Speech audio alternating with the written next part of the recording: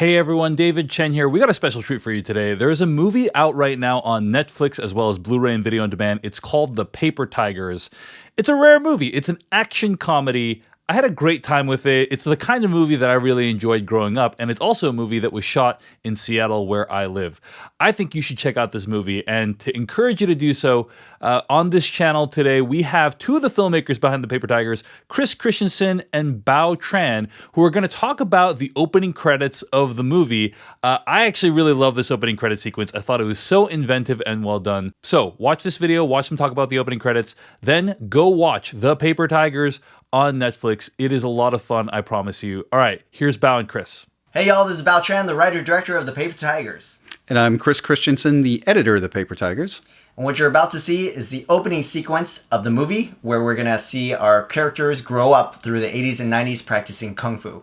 Let's roll that clip. Let's roll that clip. Presenting. Whose idea was that?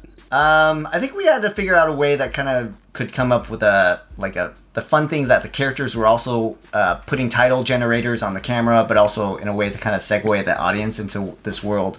And so we had like this whole effects with the timestamp and the titles of the character, the names of the actors, as well as our credits, to just be a part of that world. I think it worked out great in the end. I know that we went through a lot of iterations on how to present the credits and the dates, but I think, you know, what we came up with finally worked great. Yeah, it was a balancing act because we're trying to figure out like how much, you know, jostling does the audience have? Like, can they keep up, and do we just kind of let them go for the ride? But in a lot of ways, it is like a VHS tape that has like a jumble of memories and right. cuts and jump cuts and all those things. So we definitely want to kind of have that frenetic energy to it. And the font looks great. It looks like something from that era.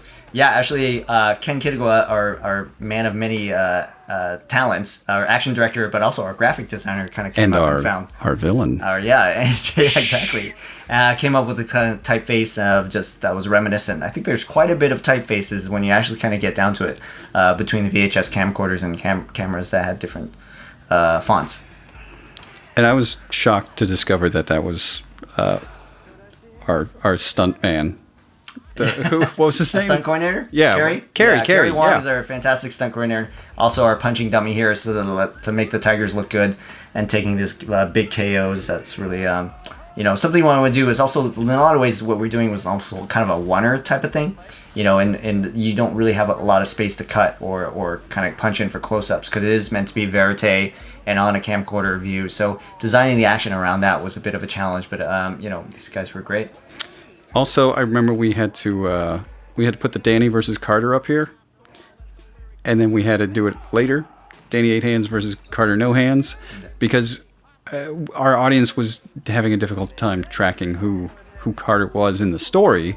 And I think putting the credits, or you know, the fake credits, the homemade credits at up top, explaining who Carter is, really helped a lot. So yeah.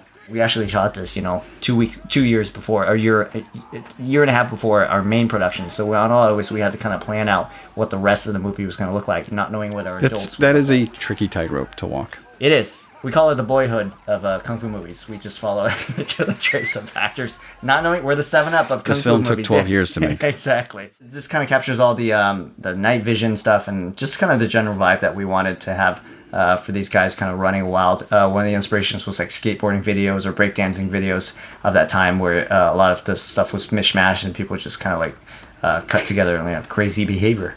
I remember the first time I saw this take, you had told me like, just go to take 8. And I was like, okay, I was going to watch them all. And you're like, no, just go to take 8. And then as soon as I saw it and his head goes through the wall, I was like, oh yeah, okay, that's the one we're using. That was the circle take. Yeah, I mean, even on the day, everyone knew that was the take we wanted to go with. So he did smash his head to varying levels of success 7 times previously, but the 8th time, good for him. He smashed his head quite rightly. He's in a home now. He's in a home now, yeah. But you know, the glory of film. It's tragic, but yet it's bittersweet, really. It's bittersweet, so, yeah.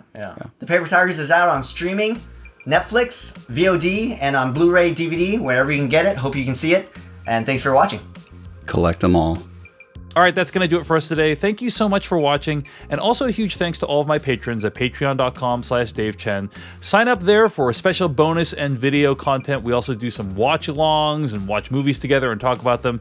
It's a lot of fun. Thanks to all the people over there for making my work possible, and we'll see you in the next one.